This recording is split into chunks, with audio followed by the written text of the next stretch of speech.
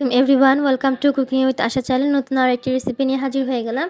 আজকে আমি আপনাদের সাথে শেয়ার করতে যাচ্ছি একেবারে ভিন্ন সাথে ইফতারিতে তৈরি করতে পারবেন এই পেঁয়াজুটি। তো চলুন দেখে আসি কিভাবে তৈরি করেছি। তো এখানে আমি মিক্সিং বলে 1 কাপের মতো খেসারির ডাল আধা ভাঙা করে বেটে নিয়েছি, আপনারা দেখে বুঝতেই পারছেন। তো এখন আমি দিয়ে দিব পেঁয়াজ কুচি। তো এই পেঁয়াজুটি বানানোর সময় ডালের থেকে পেঁয়াজটা একটু বেশি দিবেন, তাহলে পেঁয়াজুটা খেতে দ্বিগুণ স্বাদ বেড়ে যাবে। তারপর পেঁয়াজ কুচি দেওয়ার পরে এখন আমি দিয়ে দিচ্ছি কাঁচামরিচ কুচি। আপনারা যেরকম ঝাল খান সেরকম ঝাল দিয়ে দিবেন। তারপর দিয়ে দিচ্ছি 3-4টা কোয়ার মতো রসুন থেতো করে রাখা। তারপর দিয়ে দিচ্ছি শুকনা মরিচ বাটা, তবে চাইলে এটা স্কিপ করতে পারেন, তবে দিলে একটু ভালো লাগবে। তারপরে দিয়ে দিচ্ছি লবণ আর 1.5 চামচের মতো হলুদ গুঁড়ো।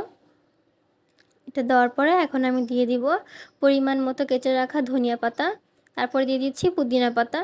ধনিয়া পাতা থেকে পুদিনা পাতাটা একটু বেশি দিয়েছি, টেস্টটা আরও দ্বিগুণ বেড়ে যাবে এই জন্য। তারপরে দেওয়ার পরে এখন আমি এগুলো মেখে নিচ্ছি।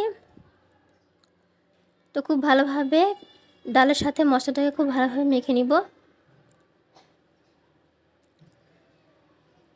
আর মেখে নেওয়া হয়ে গেছে। এখন এটা আঠালো করার জন্য এখন আমি বেসন দিয়ে দিচ্ছি।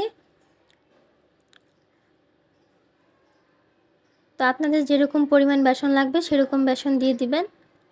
তো বেসন দিয়ে তারপর আমি মেখে নিচ্ছি। তবে এখানে আমি একটু পানি ব্যবহার করে নিই, তবে আপনাদের যদি প্রয়োজন হয় তাহলে অল্প একটু পানি ব্যবহার করে দিবেন। তারপরে খুব ভালোভাবে মেখে নিচ্ছি। মেখে নেওয়ার পরে 5 মিনিট ঢেকে রেখেছিলাম, তারপর এইরকম হয়েছে দেখতে। এখন আমি এগুলোকে ভেজে নিব। তো কড়াই প্রথমে তেলটা খুব ভালোভাবে গরম করে নিয়েছি, আর চেষ্টা করবেন তেলটা একটু বেশি দেওয়ার জন্য।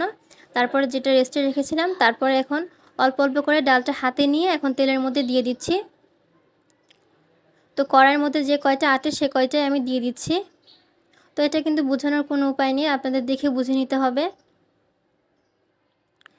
অল্প একটু ডাল হাতে নিয়ে তারপর কড়াইয়ের মধ্যে দিয়ে দিচ্ছি।